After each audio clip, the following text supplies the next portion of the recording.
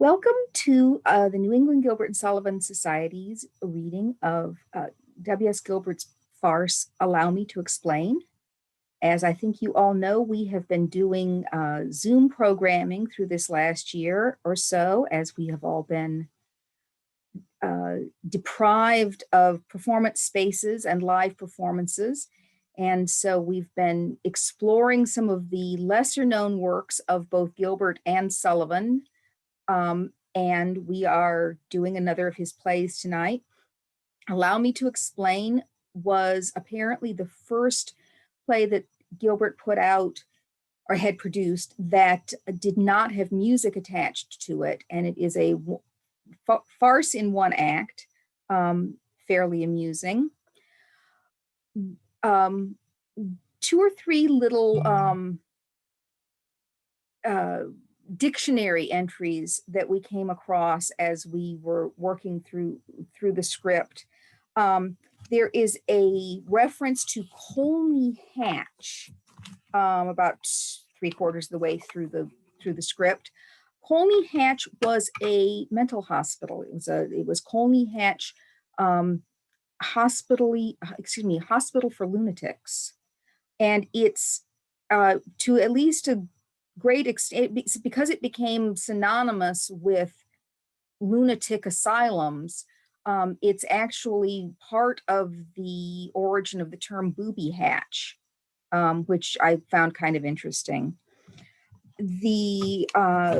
As we were reading, they are going to run off, and we believe that the town that Anna Marie suggests that they run off to is the town in Pennsylvania, which explains the going across the Atlantic and it being a long way. There is a city, appropriately named city in Pennsylvania, and that's the only thing we could think of that made real sense. And those two little pieces of information seemed to help the script make sense. Since it's a farce, it doesn't necessarily make a lot of sense on its own in some ways. Gilbert, don't do the arithmetic, as I've said in more than one show, because it isn't going to add up necessarily. So we are going to get started in just a moment. I am going to turn my own video off because I am playing a small role and I need to put my costume on, and then we will get started.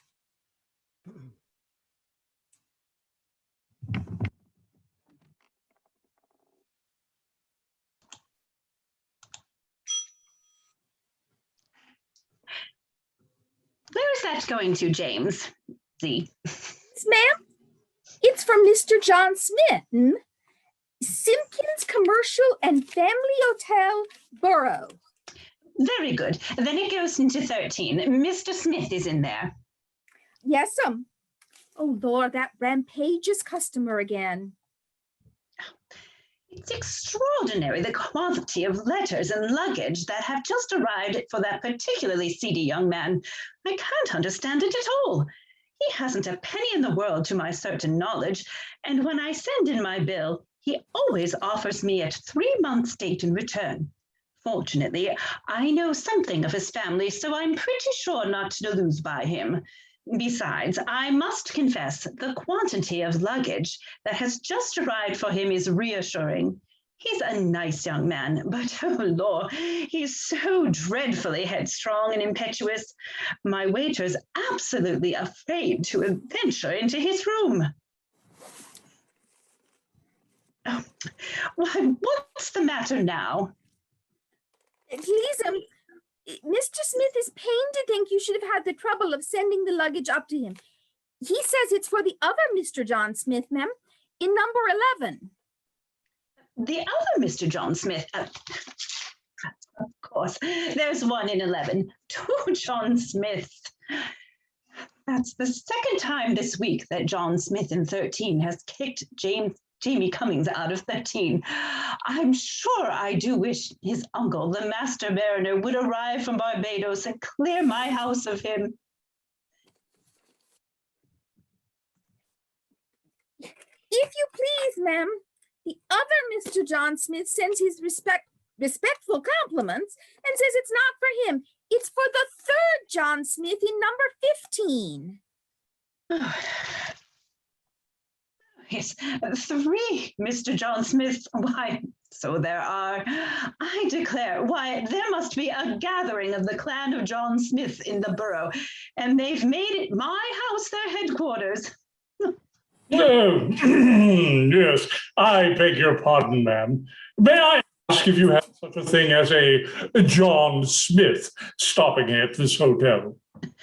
John Smith? Yes, I should rather think I had. How many of them might you want to happen to want? How many might I happen to want, ma'am? Because I've got no fewer than 3 of them. 1 in 11, 1 in 13, and 1 in 15. 3 John Smiths. Oh, rapture! One of them is certain to be my man. Anna Maria, Amelia Ann, Ferdinand Boker. It's all right. Come in. 3 John Smiths, my dears. Think of it. 3 John Smith? Yes, no less than 3 John Smiths. We stop here, if you please, ma'am. 3 rooms as soon as you can get them ready. 25, 26, and 27. Very good. My daughter, Amelia Ann, will occupy 25. This is my daughter, Amelia Ann. Without exception, the most modest and bewitching little rosebud. Oh, Papa dear, don't. Didn't I tell you?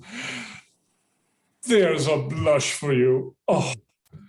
And my nephew, Ferdinand Boker, will occupy 27. This is my nephew, Ferdinand Boker.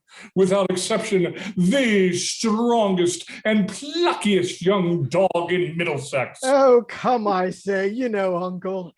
And my wife, my second wife, Anna Maria, and myself will occupy 26. This is my second wife, Anna Maria. Without exception, the loveliest and most entrancingly delightful little wife in all of England. Oh, nonsense, Cadby. Go along with your nonsense, do.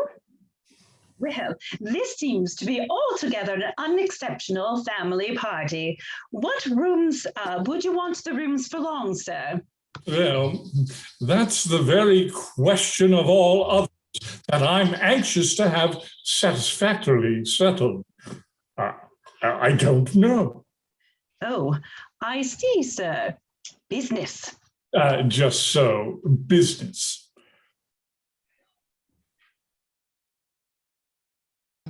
Dear, Allow me to explain. dear. Now Papa's going to begin one of his interminable explanations. In the first place, you must know that I am a tenant pour atrevie of certain property, bringing me in 300 a year. Do you understand? Well, no, sir. I can't say I do exactly. Allow me to explain. I'll put a case. Mrs. Simpkins, I want to settle 300 a year on you. You don't mean that, sir. No. Of course I don't mean that. Didn't I tell you I'm putting a case? All right, very good. I want to settle 300 a year on you. Well, I do it.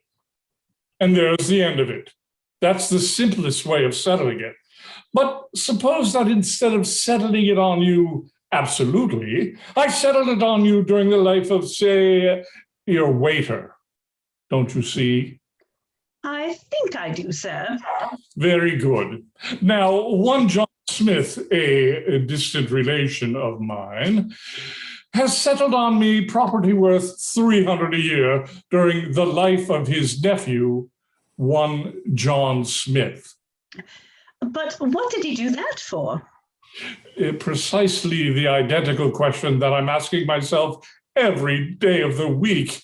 Every day, every hour, every minute, I ask myself, what in the devil's name did one John Smith, a distant relation of mine, want to make income dependent on the life of his confounded nephew for? He'd much better have left me alone. Poor, I was happy. Rich, I am miserable. To ensure the perpetual safety of this infernal John Smith is a problem that haunts me night and day. It's a hideous nemesis, ma'am, dressed in 5-pound notes.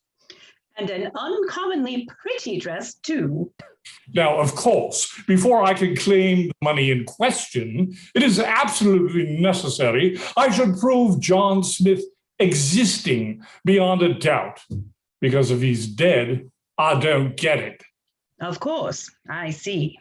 But I don't know John Smith, and John Smith don't know me. There's my difficulty. However, I happened to hear last night that a certain John Smith, answering to my John Smith's description, was stopping at this hotel. So here I am to identify him, if possible, and get him to prove his own existence. Now you understand? Perfectly, sir. Well, as I said before, I've 3 John Smiths. One in number 11, one in number 13, and one... I'll begin with number 11. Well, hello, they're all asleep. Poor things, quite tired out with the fatigue of the journey. No, I don't think it can be that, for it's a week since they made it. They came to London, ma'am, before me, in order to purchase my daughter's trousseau. She's going to be married to my nephew, ma'am, without exception, the strongest and... But now for number 11.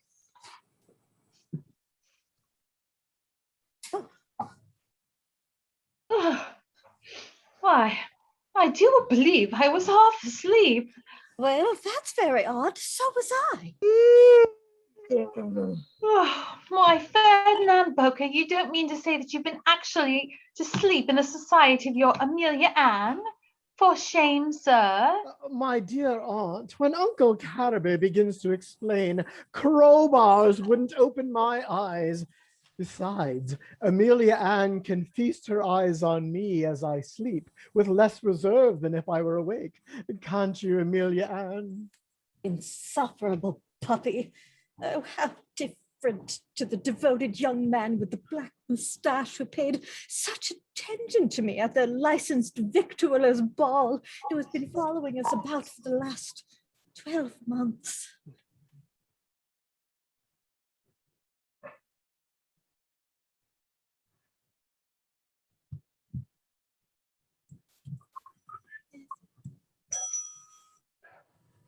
Heavens!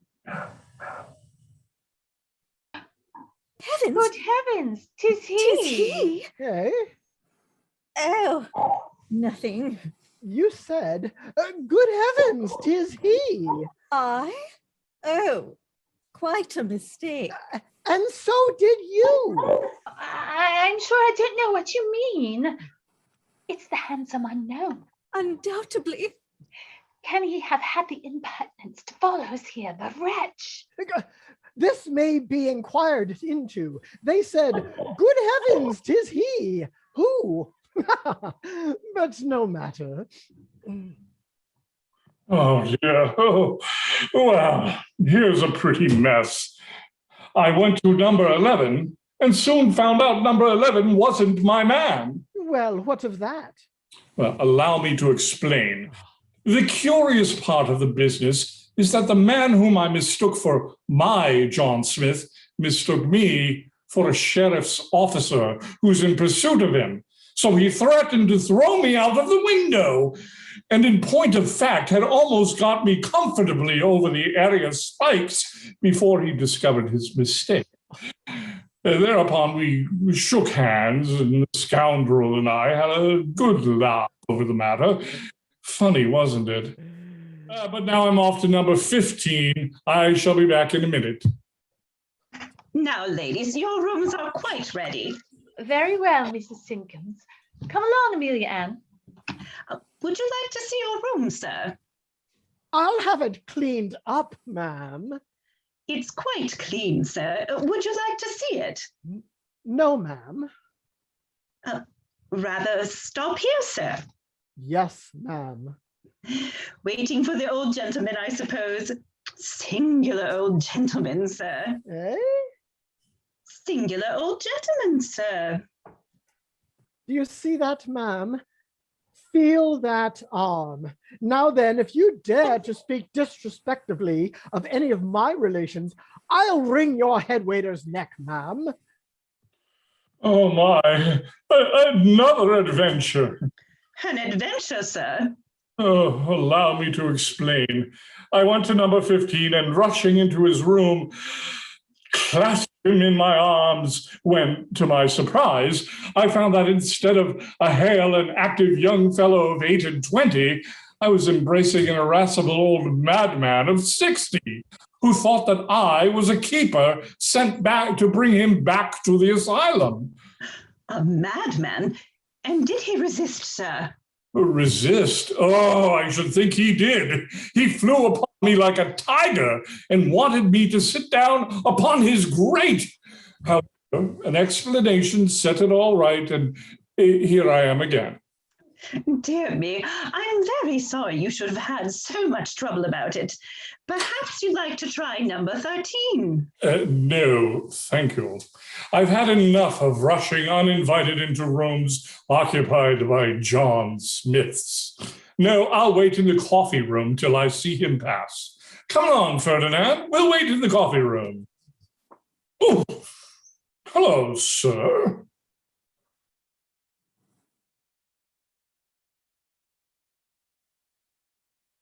My, Now then, sir. where are you going to, sir? Well, if it comes to that, where are you shoving to, sir? Ah, you're a clumsy fellow, sir. You're a fool, sir. You are impertinent, sir. I meant to be, sir. Are you aware that I am 54 years old, sir, and you are a mere boy, sir, a mere boy? Then you ought to know better.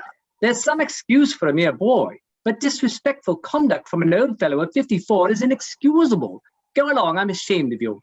Ah, you shall answer to me for this language, sir. Oh, go to the devil. Sir, Don't bother, get out. you shall give me satisfaction, sir, Eh? in the person of my nephew, sir. There, I say, come, you know. Ferdinand, you shall thrash him. But I say, hang it, you know. You shall. No thanks needed. You shall. But this gentleman hasn't insulted me. Remember Amelia Ann. She's not yours yet. Yes, Ferdinand, you are fairly matched. Fairly matched. Don't insult me by comparing me with such a thing as that. There, Ferdinand, you hear? He calls you a thing. Well, so I am. Ferdinand, you coward. Remember Amelia Ann. Oh, Lord, I suppose I'm in for it. Sir, Sir, it's only fair to tell you, sir, that I am remarkably powerful. My strength, sir, is absolutely prodigious. well, I don't care. Don't care. Why, I could knock your head off your shoulders with a single blow. What, you? Yes, sir. I. Oh, go along with you. Oh, confound it. Ferdinand, this is too serious a matter to be comfortably settled. He has insulted the honor of the whole family in the person of your hat. Ferdinand, cold steel alone will set it straight. Cold steel? Oh, no, a hot iron is all that's necessary. Oh, you quail. Remember Amelia Ann. But hang it, I may be killed. Of course you may.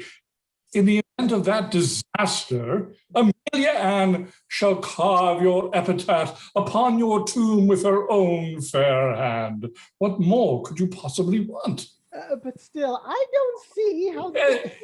And if that isn't enough, I will plant a willow over your grave and water it with my own tears. Come. You will? Oh, of course I will. That decides me. Time, place, and weapons, sir. Whenever, wherever, and with whatever you like, sir. Very good. This day, month, sir. This day, month? Oh, bosh. Say today. Oh, today be it then. Where? Wherever you like. Oxford Street at 3. Better make it Wimbledon Common. Very good. Wimbledon Common. Weapons? Oh, anything. Very good. Pistols? I'm agreeable. At 100 paces. 100? Nonsense. 20. Good. 20 paces with swords. Nonsense. Pistols. In 1 hour, I shall call for you. In 1 hour, I shall be ready. Well, that's comfortably settled. Very much so, but where are you going to? Why, I'm off to find my John Smith, to be sure.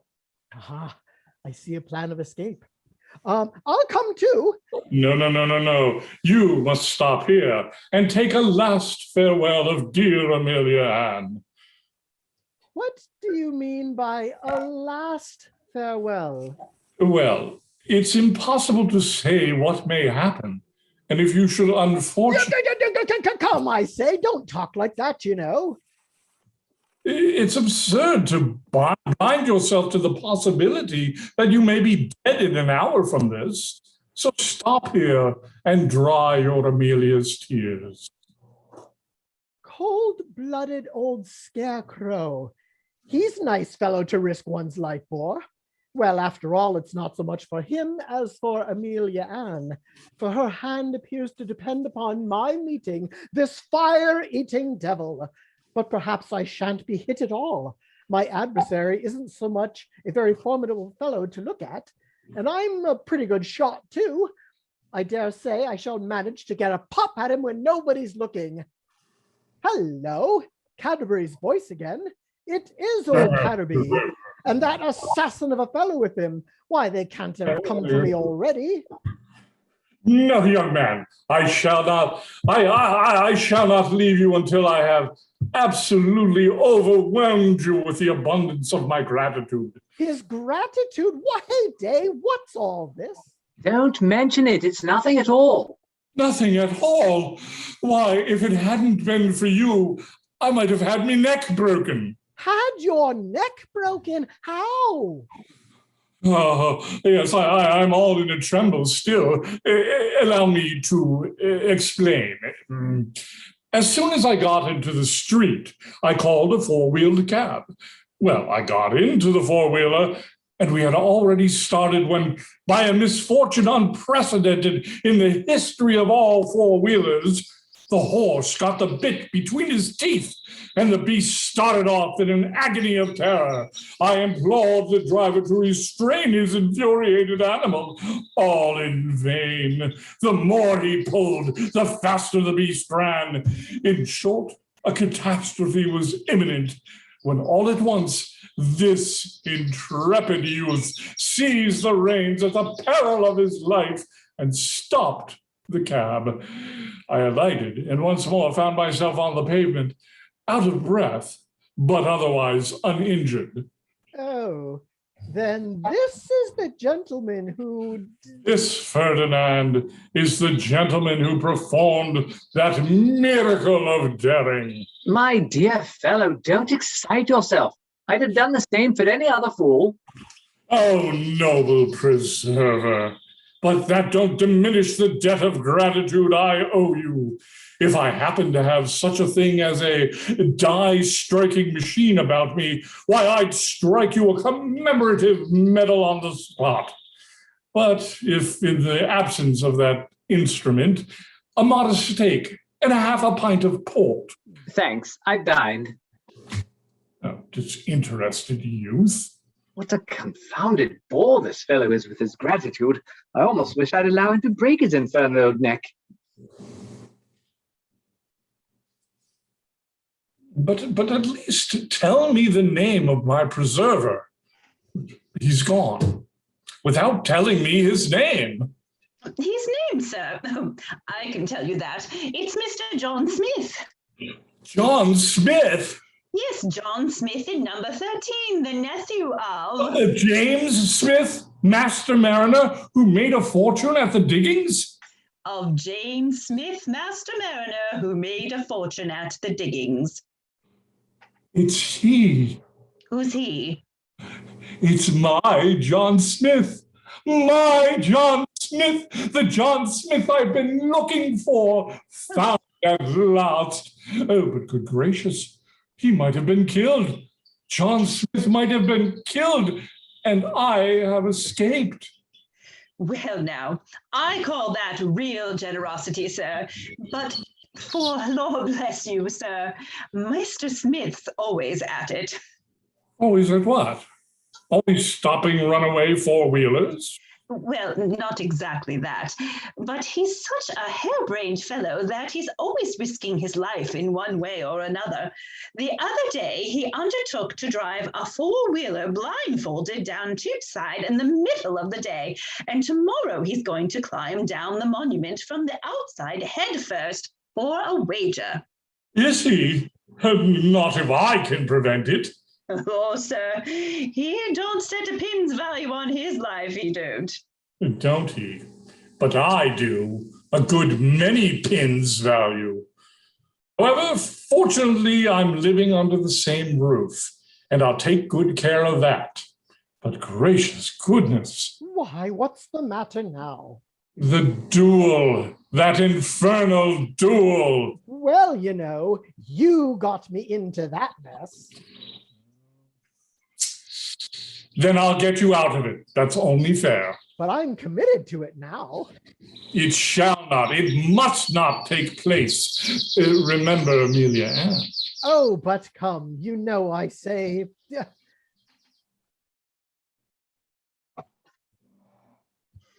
Now, gentlemen, if you are ready, ready I am. 1 minute, my dear sir. Boker, I suppose you will apologize? What? Apologize? Because he knocked my hat over my eyes? Not exactly. Why, he bonneted me. Well, what of that? A joke, a good joke. Ferdinand, I'm sorry to see you can't take a joke. Why people bonnet me about 3 times a day.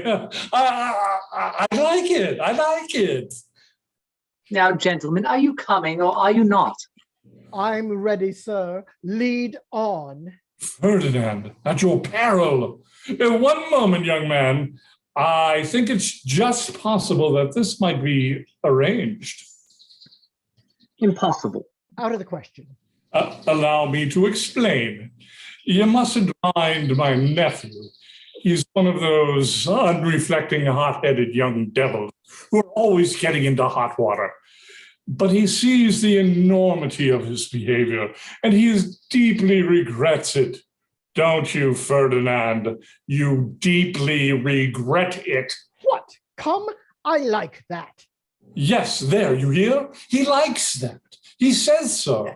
No, uncle, I regret it very much, but He regrets it very much. Don't you hear that he regrets it very much? Not a bit, sir. I don't regret it at all. Come along, sir. Come along, sir. Oh, gracious heavens, how shall I prevent this? An idea. My dear sir, it's only right to put you in possession of a fact of which you are not aware. My unfortunate nephew is... Well, sir? It's a most melancholy thing, sir. Weak. Here. Decidedly weak. Always was. Not unaccountable. It runs in the family. So I see. He's only just out of Colney Hatch. Come, I say. You know you're only just out of Colney Hatch, Ferdinand. Remember Amelia Ann. Confound it. Well, I suppose I must. Yes, sir, it's only too true. I'm just out of Colney Hatch. Sir, melancholy thing, but I'm a gibbering idiot, sir. Well, I said you were from the first. And since you are, as you say, a gibbering idiot, there's no more to be said. Then that's all right. Bogo, fetch my wife and Amelia Ann. Poor boy. I must get her away, or they'll be quarreling again. Come, Ferdinand, look alive. But I say, it's rather hard to allow him to suppose that, Go along, never mind him. Very well, I go. Take care, sir.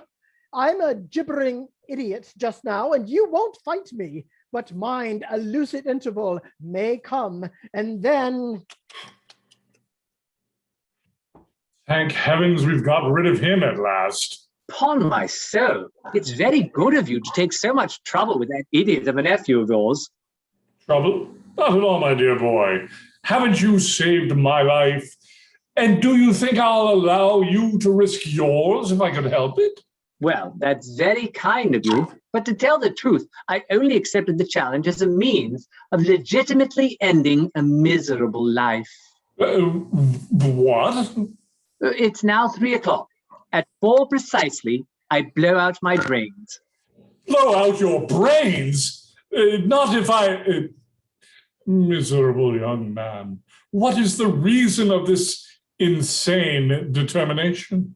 Why, the fact is... But why should I bore you with the details of my woe? Come. Tell me all about it. To tell you the truth, I've conceived a gigantic affection for you. You saved my life. Very good. Here goes. You must know that it results from a love affair. Ah, a love affair. Oh, sly dog in love, eh? Yes, with a woman. Oh, nonsense. Fact. For the last week, I've been in a condition bordering on distraction. And all for one woman. Oh, my dear sir, I thought you a man of the world.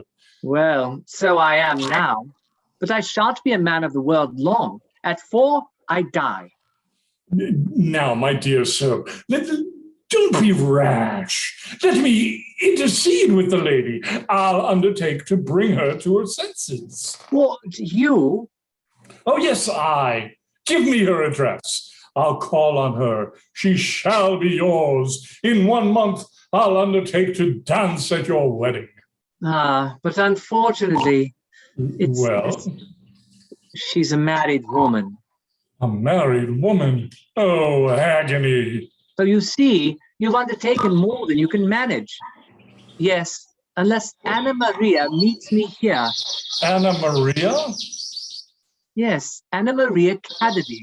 That's her name. Unless she meets me here before 4 o'clock, I blow out my brains.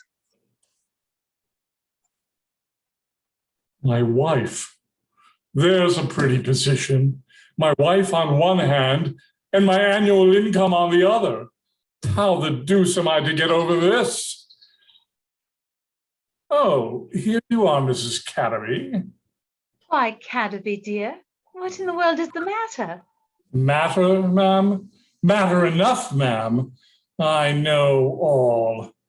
Mr. John Smith, ma'am. You see, I am acquainted with your heartless behavior.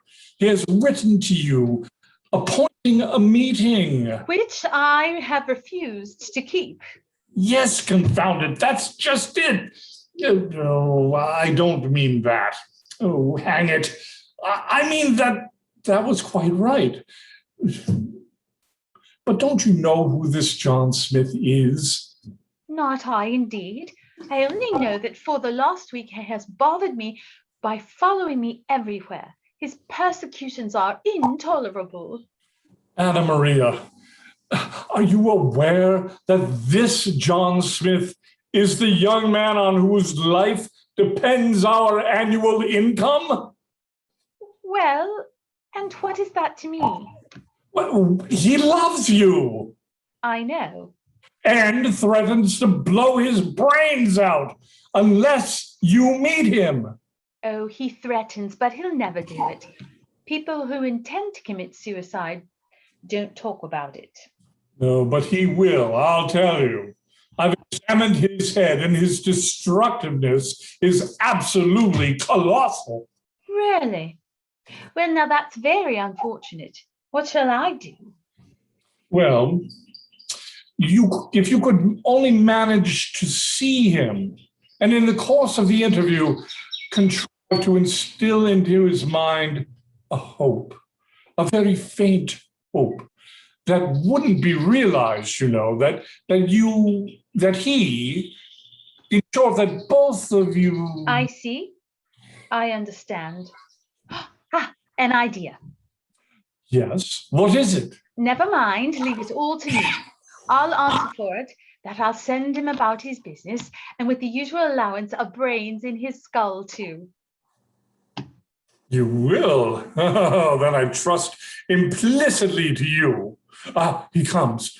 Ooh, where can I listen? Behind the door. Ah, the hour has struck, and no, Anna Maria, I die.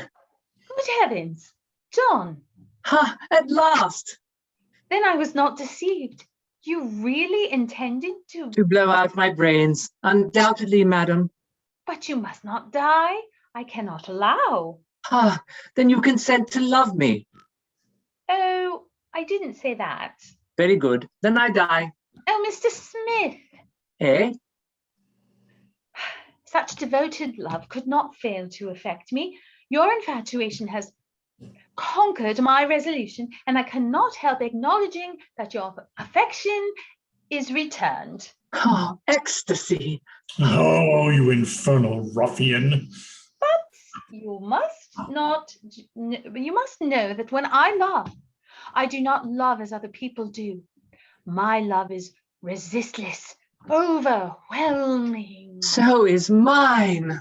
A love that can brook no indifference, that stops at no obstacle. Precisely the very kind of love that I have always longed for. We must run away. We must. We will leave London. We will. We will fly to Putney. Putney. Nonsense. Petroleum. Petroleum. Petroleum. Yes, the oil city. Oh, this is going too far. I shall go and lock up her clothes. But do you insist on petroleum? I do. Does the length of the journey alarm you? Deuce take it, my dear girl. Allow me to remark that I'm only a lawyer's clerk and that I haven't a penny in the world. What of that? No more have I. We start tonight. I say, We will travel on foot, hand in hand. but how about the Atlantic?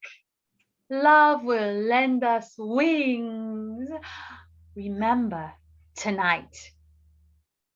He wanted unreflecting, uncalculating love. Well, now he's got it, and I hope he likes it. Oh, confound it. I didn't expect this. What an enthusiastic Amazon of a woman. Petroleum. I, who only thought of a quiet elopement to Putney. What the devil am I to do about it?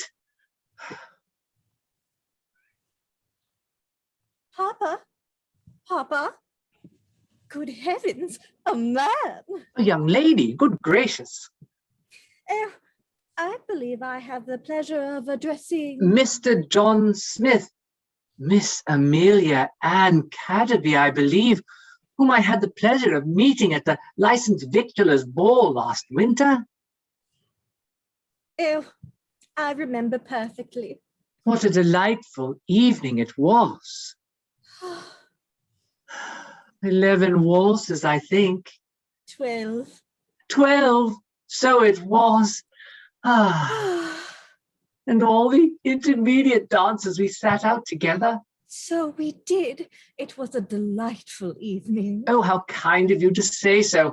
And now we meet once more. There is a destiny in this. It seems so indeed. Oh, no, don't. Here is Papa. Oh, then I'll speak to him, shall I? Oh, Mr. Smith. Mr. Catterby, I want to be your son-in-law. No, the devil. I love your daughter, sir. The deuce you do. But how about my wife? Eh? No, I don't mean that. I mean, how about the young lady you were going to petroleum with? Aha, sly dog, the unscrupulous monster. Oh, what? That overblown, uncalculating demi-dowager? No, thank you, sir. I prefer something small and compact. Now your Amelia Ann is the very incarnation of everything that is exquisite in a woman. Aren't you, Amelia Ann? But how about Boker? Oh, bother Boker. Yes, Papa. Bother Boker. Yes, I rather think that between you, you'll contrive to bother Boker pretty effectually. But allow me to inquire how you come to know one another. How? Why, we danced 12 waltzes together at the licensed victualler's ball last winter, and in the course of those waltzes, we felt that our hearts beat for one another. But I tell you, she is engaged to Boker. Very well, break it off with Boker. If I don't have your daughter, my blood will be upon your head. Well, I suppose I must. Oh, poor Boker. How the deuce shall I get out of it? No, there, take her, take her. Take her? Take who? Amelia? No, there. Never you mind. It's a little affair between me and Smith. But she's engaged to me. You have given me your word. Yes, I have given you my word and my daughter to him. Hang it all, you can't have everything. Well, if I don't have Amelia Ann, I shall shoot this gentleman. Oh, good heavens. And if this gentleman marries Amelia Ann, I shall shoot myself. Oh, confusion. My friends, my dear young friends, what the devil did one Smith, a distant relation of mine, mean by making my income dependent on the life of his confounded nephew? There was a letter which has just arrived from Charles Smith Mariner. For it's well I know his handwriting, and perhaps it may help to set that question at rest. Thank you. From James Smith, Master Mariner. Send my wife here. Here is your wife, sir. What? My Anna Maria is his wife? Confound it, here's a mess. Well, Mr. Smith, I'm quite ready to start for petroleum. Hold your tongue, for goodness sake. Don't you hear that you're his wife? My dear, here's a letter from one Smith, a distant relation of mine. My dear friend, knowing as I do that my nephew is very headstrong and harebrained, I made your income depend upon his life in order that you might have an interest in looking after him and preserving him from danger. Oh, this accounts for all his solicitude on my behalf. But I have now returned to England for good, and that must henceforth be my special care. So I have determined to transfer the contingency upon which your income depends from my nephew John Smith to your daughter Amelia Ann, who is much more likely to survive you. So you distinctly understand that you enjoy my income of £300 a year, so long as Amelia Ann shall live, and at her death it reverts to my nephew. Oh, thank heavens, I've at last escaped from the toils of that vampire. My dear fellow, you don't have my daughter. Boker, take her. Mine! Ecstasy! Oh dear! Oh dear! Whatever shall I do? Oh, cry away, my dear. I don't care now. Am I to understand distinctly that this is your irrevocable determination? You are to understand distinctly that this is my irrevocable determination. Then my mind is made up. I drown myself tonight. Miserable girl. Why, confound it, why do you want to ruin me? Unless I marry John, I die tonight. There. Take her. I've no help for it. The devil did one James Smith want to? Wait. What about me? I shall expire. Why, have I not arranged that Amelia Ann shall herself carve your epitaph with her own fair hands? Well, you certainly have. And have I not promised to plant cypresses about your tomb and to water them with my own copious tears? I had certainly forgotten that. It is true, and Uncle, I thank you. It's more than reconciles my fate. Smith, take her. Amelia, take him. There's only one matter which I think requires to be distinctly cleared up. You are entitled, ladies and gentlemen, to know how it happened that one Smith, a distant relation of mine, came to make my income dependent upon the life of my daughter, who is not headstrong and impulsive, instead of settling absolutely on myself. Allow me to explain. No. Ah!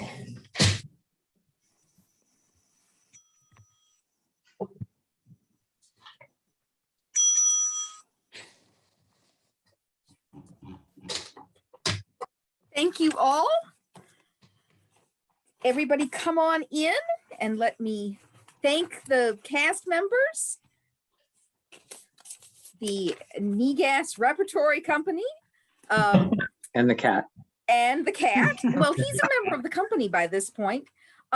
Elaine Crane as Mrs. Anna Marie Catterby, Yay. Ben Morse as John Smith, Kitty We don't want- Drexel as Amelia Ann Catterby, Matt Traggart as Mr. Catterby, and Brad Amadon as Ferdinand Boker, and stepping in at the last moment, Connie West as Mrs. Simpkins. So thank you all. That really is a cute show. Yeah. So Negas's next fun and games is going to be the annual meeting, which I duly wrote down here and then lost my place. June 13th. I have that wrong. 13th is correct. So information about that will be on Facebook and the website and everything. And then sometime later in the summer, we're going to have an in-person event, I believe. So yes, so we'll have Yay. information about those things. So talk among yourselves. Wow. It's great to see you all. Thank you all for coming.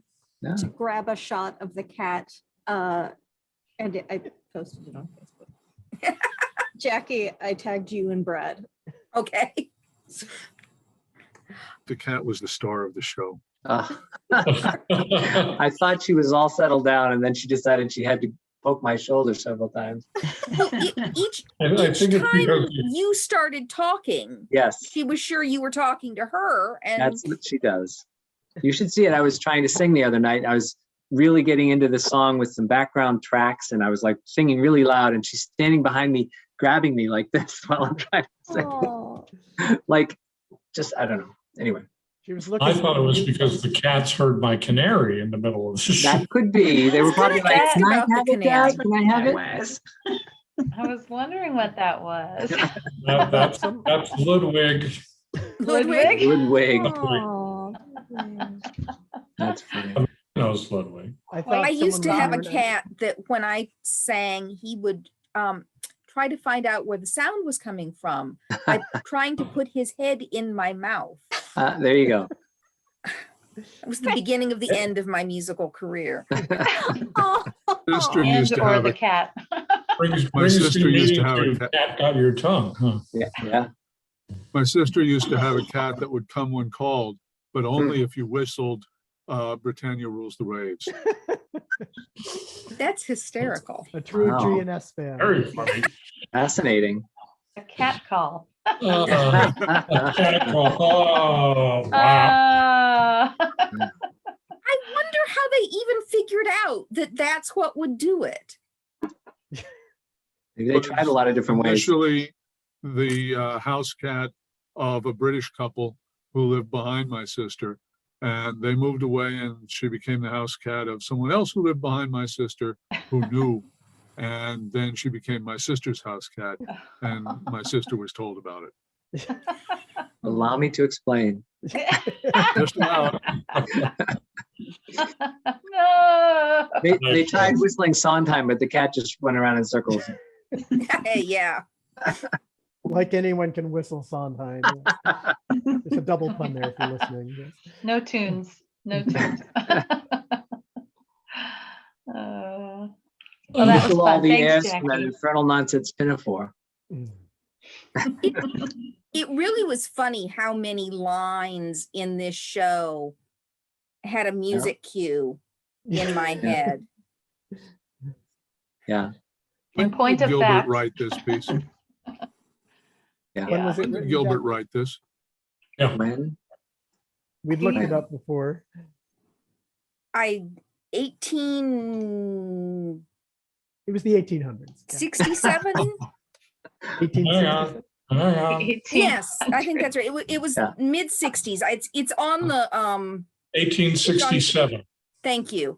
I've typed it several times recently, and having typed it, it isn't in my brain anymore. November 4th. Probably remember it because it's 100 years before I graduated high school.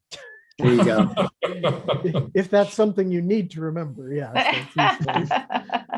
Yeah. And I was minus 104 years old. There you go. That's not right. No. It will do. Well, it was lovely seeing everybody and seeing the people that haven't come into the video that we know are here. And we appreciate you coming out, as it were, to see the show. And we will do this again sometime. And hope to see you in real life. Thank you. It was fun. Take care. Bye. Bye. Bye.